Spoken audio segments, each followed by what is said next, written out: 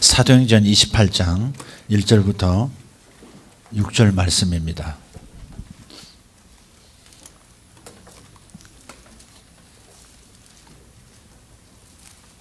사도행전 28장 1절부터 6절까지 같이 읽겠습니다. 우리가 구조된 후에 안즉 그 섬은 멜리데라 하더라. 비가 오고 날이 참에 원주민들이 우리에게 특별한 동정을 하여 불을 피워 우리를 다 영접하더라. 바울이 나무 한 묶음을 거두어 불에 넣으니 뜨거움으로 말미암아 독사가 나와 그 손을 물고 있는지라. 원주민들이 이 짐승이 그 손에 매달려 있음을 보고 서로 말하되 진실로 이 사람은 살인한 자로다. 바다에서는 구조를 받았으나 공유가 그를 살지 못하게 함이로다 하더니 바울이 그 짐승을 불에 떨어버리매 조금도 상함이 없더라. 그들은 그가 붙든지 혹은 갑자기 쓰러져 죽을 줄로 기다렸다가 오래 기다려도 그에게 아무 이상이 없음을 보고 돌이켜 생각하여 말하되 그를 신이라 하더라. 조금 7절부터 10절까지 좀 더 읽었으면 좋겠습니다. 이 섬에서 가장 높은 사람 버블리오라 하는 이가 그 근처에 토지가 있는지라.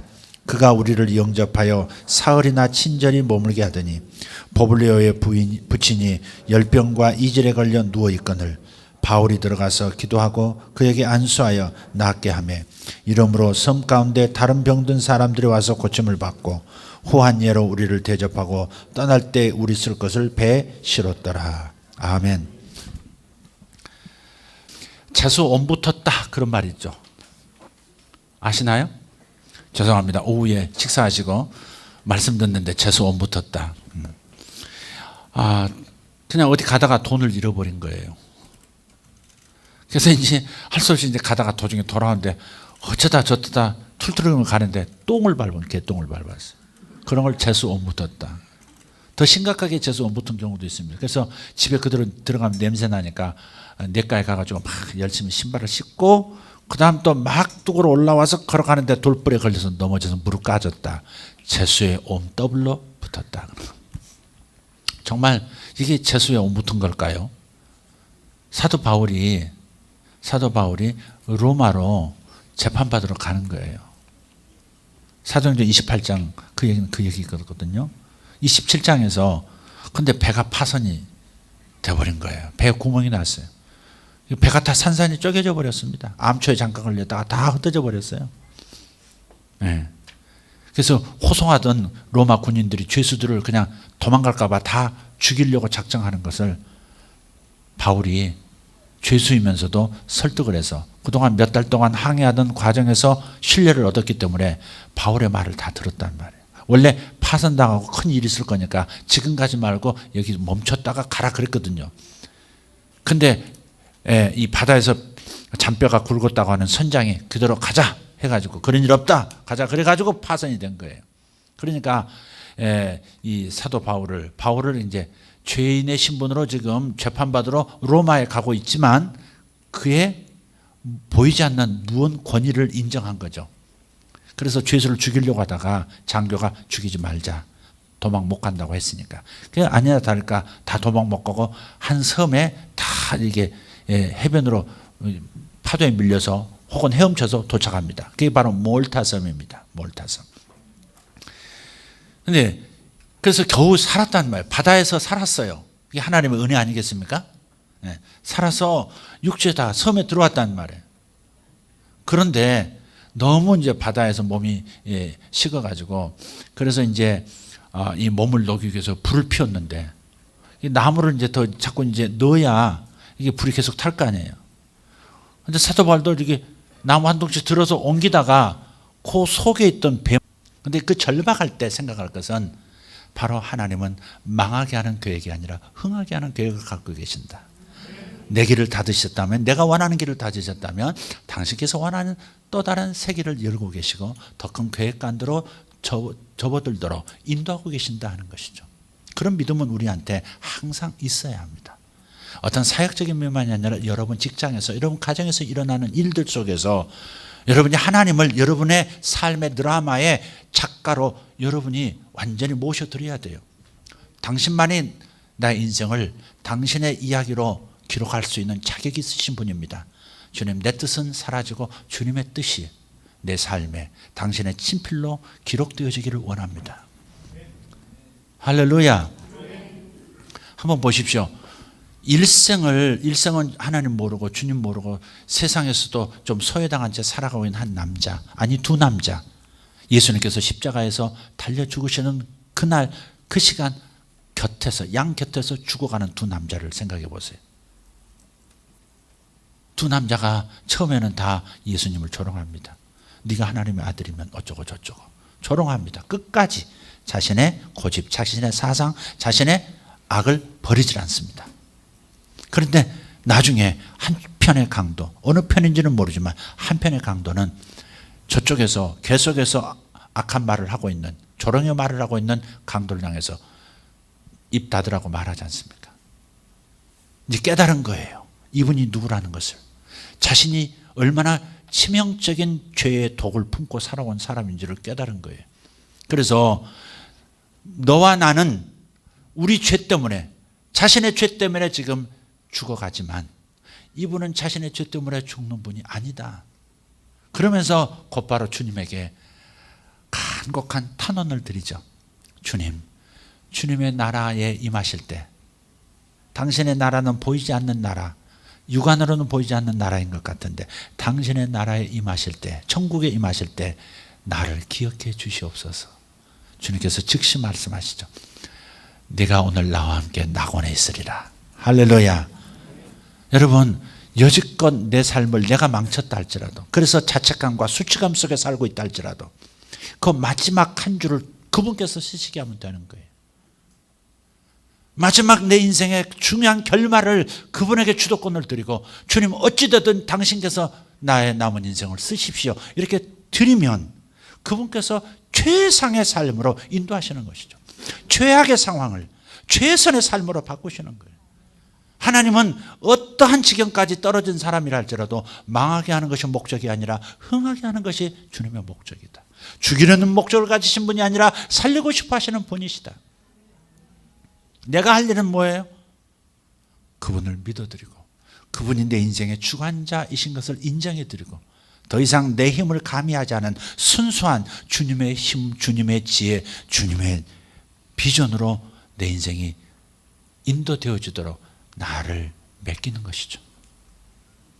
거미가 줄을 뽑아낼 때, 거미줄 칠 때 높은 가지에 올라가서, 높은 처마까지 벽 타고 올라가서 그곳에서 실을 뿜어냅니다. 1cm, 2cm, 5cm, 10cm, 20, 30cm, 심지어 1m 이상, 2m, 3m까지 쭉 뽑아놓으면 바람이 붑니다. 바람이 싹 불어서 어딘가 탁 타요. 그때부터 집 짓기가 시작되는 거예요. 그냥 우리가 나 자신의 힘을 빼고 물살에 나를 맡기듯이 그렇게 주님에게 의탁을 하면 그때부터 주님은 힘을 놔버린 나를 통해서 당신의 일을 이루시면서 내 인생까지도 복된 인생이 되도록 생명책에 기록될 뿐 아니라 나의 보상을 위한 행위록에도 아름다운 글을 써주실 거예요. 그리고 훗날에 그에 대한 반드시 보상을 이 나라에서, 그리고 저 나라에서, 이 땅에서, 내세에서 반드시 주실 것입니다. 그러므로 위기 때에, 힘들 때, 혼란스러울 때, 주저앉았을 때, 방향 감각이 없어서 어떻게 해야 될지 모를 때, 이 문제를 어떻게 해결해야 되지, 잠 못 이루는 그 밤일 때, 또 그런 밤이 이어질 때 우리가 붙잡을 것, 하나님은 나를 망하게 하시는 분이 아니다. 하나님은 나를 흥하게 하신다. 할렐루야. 하나님은 최악의 삶도 최선의 삶으로 바꾸실 수 있다. 일생이 어떻게 살아왔든 하나님께서 마지막 작가이신 그분께서, 내 인생의 작가이신 그분께서 좋은 글을 하늘에 써두시면, 이 땅에서 써주시면 내 인생은 전혀 다른 인생으로 기록될 것이고 드러날 것이다. 여러분, 주님의 손을 믿으십시다. 아둥바둥 내 힘으로 살려고, 아둥바둥 내가 이루려고, 못 이룬 것 때문에 힘들어하고 괴로워하고 답답해하지 말고, 캄캄함 속에서도 신랄 같은 빗줄기 하나도 없는 그 상황에서도 하나님의 선하심을 믿는 것, 그것이 바로 영의 눈이 떠져서 밝은 빛을 보고 있는 것이죠. 아무리 캄캄한 상황 같고, 아무리 혼란스럽고, 아무리 남들이 봐도, 자기 자신이 봐도 헤어나올 걸 없는 상황처럼 찢어지고 파괴되는 방법밖에는 없는 것 같은 그런 상황이라 할지라도, 그러나 영의 눈이 떠지고 믿음의 눈이 떠진 사람은 환한 길을 걷고 있는 거예요. 그게 주님이 나를 흥하게 하실 것이다. 결말을 선하게 만들어 주실 것이다. 합력해서 선을 이루어 주실 것이다. 할렐루야. 몰타섬으로 간 이 남자 생각해 보세요. 이런 이 버블리오라고 하는 사람이 있는지도 모르잖아요. 하나님은 아신단 말이에요. 그 방향으로 몰고 가시는 거예요. 그래서 내 길이 닫히는 거예요. 그래서 몰타섬에 들어가서 몰타섬에 전무후무한 부흥이 일어나잖아요. 거기 있는 병자들이 다 나와버렸으니 평생 고치지 못하던, 그 의사도 고치지 못하던, 로마의 최고 명의도 고치지 못하던, 그 어떤 약도 고칠 수 없었던 병자들이 주님의 능력으로 낫고 나니까 온 섬에 부흥이 일어나 버리잖아요. 온 섬 사람들이 죄수와 함께 떠나는, 죄수가 아닌 죄수 바울을 위해서 식량을 실어주고 모든 배도 대주고 다 그렇게 하지 않습니까? 엄청난 부흥이 일어나는 것이죠. 이런 부흥을 바울은 계획하지 않았단 말이에요. 로마에 가서 복음을 전하고 로마에 부흥이 일어나는 걸 원했지만 하나님은 몰타섬을 버리지 않았던 것이죠. 하나님께서 내 인생길을 닫은 것 같아도 꼭 믿으십시오. 씨들 날 줄 이렇게 엮어줘서 하나님의 작품이 나온다는 거. 여러분 양탄자, 카페트 한번 보세요. 한번 뒤집어서 이란상 같은 거 여기 뒤집어서 보면요, 이게 뭐가 뭔지 모르겠어요. 수많은 형형색색의 실들이 막 나무 이렇게 얽혀설켜 있는데 도대체 이게 무슨 그림인지도 모르겠고 실타래가 얽혀 있는 것 같이 보여요. 그러나 뒤집어 놓고 보면 얼마나 아름다운 그림인지, 수천만 원씩 하는 그런 양탄자가 되기도 해요. 그러니까 인간의 눈으로 내가 부정적인 면을 바라보면 내 인생 끝난 것 같고 더 이상 다른 길이 없는 것 같고 참 복잡하고, 정말 그냥 그 자리를 벗어나고 싶은 생각밖에 없어도 뒤집어서 밝은 면, 긍정적인 면, 하나님의 시각에서 보면 얼마나 아름다운지, 바로 이것을 위해서 내 인생이 복잡하게 얽힌 것이다 이거예요. 바로 이렇게 아름다운 내 인생의 드라마, 하나님만 쓰실 수 있는 나에 관한 기록을, 이것을 남기시기 위해서 이렇게 내가 보기에 복잡하고 원치 않았던 일들, 함정에 빠졌던 일들, 그런 일들이 있었다는 것, 그것을 우리는 항상 깨달아야 한다는 말이죠. 이미 이 나이가 됐으면, 아니 여러분의 각자의 나이만큼 됐으면 이제는 하나님의 원리를 이해하셔야죠. 아, 이게 내가 뒷면을 보고 있는 거구나. 그래서 이렇게 혼란스러운 거구나. 그래서 어디가 어딘지 모르겠구나. 방법이 없구나. 그런데 하나님의 눈으로 보면 틀림없이 나를 흥하게 하는 그림을 지금 그리고 계셔. 그것을 생각하자면, 그것을 미리 내 눈으로 목격한 다음에 고백하는 게 아니라, 믿음은 아직 보기 전에 고백하는 거, 보기 전에 믿는 거죠. 증거가 나타나기 전에 믿는 게 믿음이지, 증거가 나타난 것은 믿을 필요가 없죠. 사실을 받아들이면 되는 거니까. 여러분 인생에 꼬일 대로 꼬인 사람이 있을 수 있어요. 꼬여도 한참 꼬일 수도 있다는 말이에요. 심지어 세상 사람들 보면 갑자기 남편이 바람 피운 것이 나타나가지고 그거 어떻게 할 거예요? 그거 얼마나 혼란스러워요. 여기서 헤어져? 헤어지면 어떻게 살라고? 자식은 어떻게 하라고? 안 헤어지면 또 어떻게 얼굴 대하고 살라고? 복잡하잖아요. 그런 일이 세상에 많아요. 그때도 하나님의 사람, 하나님을 경험한 사람들은 그 순간에도 극단적인 결정을 내리지 않아요. 하나님께 마지막 글을 써주실 수 있는, 내 인생의 삶에 대한 다른 얘기로 바꿔줄 수 있는 기회를 드리면, 다른 얘기로 바꿔줄 것을 기회를 드리면 하나님은 나도 긍정할 수밖에 없는, 아니 오히려 훨씬 감사할 수 있는 작품으로 만들어내십니다. 그러니까 여러분 절대절명의 순간이라고, 포기할 순간이라고 포기하면 안 됩니다. 포기하면 안 됩니다. 포기하면 안 됩니다. 어떤 순간도 여러분의 생애를 포기하지 마십시오. 주님이 여러분을 포기했다고 직접 말씀하시기 전까지는 절대 여러분 포기해서는 안 됩니다. 주님이 포기하지 않았다면 다른 계획이 있으신 거예요. 주님이 포기한다, 너를 포기한다라고 말씀하지 않으셨으면 아무리 악화된 상황이라도 분명히 멋진 일이 기다리고 있는 거예요. 그걸 꼭 붙드시기를 예수 이름으로 축복합니다. 할렐루야. 몰타섬의 부흥이 여러분 가정에도 여러분 삶에도 일어나기를 축복합니다. 저에게도 몰타섬의 부흥이 내면과 외면의 내 가정에 내 사역에 일어나기를 간절히 소망합니다. 할렐루야. 기도하십시다. 들으신 말씀 기억하시면서 주님 앞에 기도할 수 있기를 원합니다. 주님, 이거 합력해서 선을 이루실 거죠? 나는 이거 왜 이런 일이 벌어졌는지, 왜 내 자식은 이런 상태로 머물렀는지 아직 모르지만 뒤집어 보면 멋진 작품 지금 그리고 계시죠? 제가 양탄자 아래쪽에 있어서 지금 잘 못 보고 있습니다. 양탄자 위쪽을 지금 못 보고 있지만 그러나 저는 믿습니다. 아름다운 것을 그리고 계시는 것을 나는 믿습니다. 아름다운 작품을 내 생애 가운데서 만들어가고 계심을 믿습니다. 이 사람에게 얽히고 저 사람에게 얽히고 서로가 괴로운 상황이라 할지라도 하나님은 그걸 사용해서 하나님이 얼마나 큰 영광을 받으시려고 계획하시는지 나는 그것만은 믿습니다.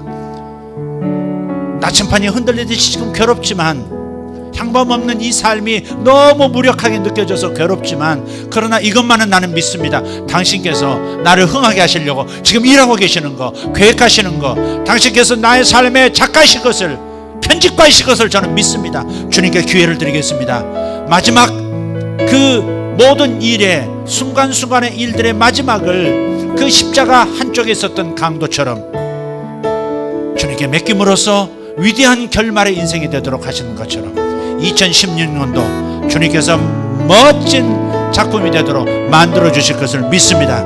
하나님, 요셉의 기름 부음, 요셉이 그 자신이 자기 인생을 제대로 해석하고 양탄자 밑에서 보는 것이 아니라 양탄자 위에서 하나님이 이 모든 일을 이루기 위해서 여지껏 나를 이렇게 이끌어 오셨다고 해석하자마자 화해가 형제들에게 일어났고, 묶여 있었던 형제들의 기름 부음이 풀려져 나오기 시작한 겁니다. 요셉이 가지고 있었던 하나님의 축복의 기름 부음만 풀려져 나온 것이 아니라 다른 형제 11형제에 묶여버린 모세와 야곱의 예언적 축복의 기름 부음이 있었음에도 불구하고 그 일이 나타나지 않은 채 있다가 요셉과 함께 화해하면서, 아니 요셉 한 사람이 하나님의 시각으로 돌아오면서 다른 형제들도 하나님의 시각으로 돌아오고 자기 인생에게 주어진 기름 부음을 흘려내보내기 시작한 것입니다.